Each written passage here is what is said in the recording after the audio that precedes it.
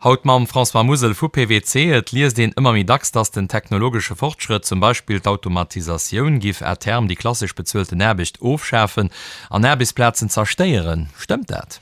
Es sind do manner pessimistisch. Et gëtt verschiedene Positionen, mir et gëtt keklore wirtschaftliche Beweis, dass Arbeitsplätzen durch die neue Technologien zersteiert gisinn an massiv a schnell an der Zukunft zersteiert werde gin.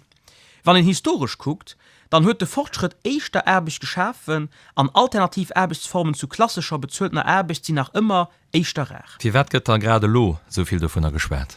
Ma jo hauptsächlich findst der Vites vum technologische Fortschritt. Echtens, Rechnungsleistung vun de Computeren wiest nach immer exponentiell, erschafft Basis vun der künstlicher Intelligenz.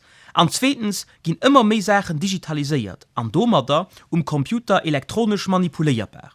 A well an de Medien immer iwwer dat neid geschwert gëtt, huet den d'Impressioun me gifen all der eng Revolutionun erliewen. Dobei ass dat am Moment nach gonnet de Fall. Also alles halb so well?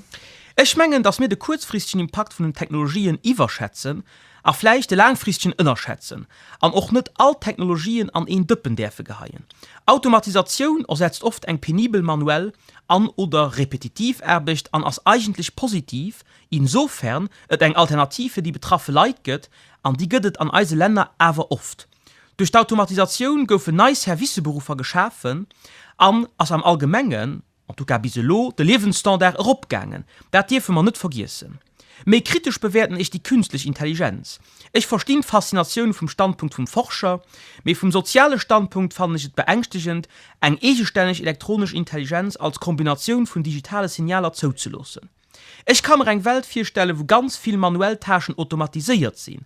Aber ich kann mir keine Welt vorstellen, wo die künstliche Intelligenz dominant geht, a flächendeckend an alle Bereiche zur Anwendung könnt.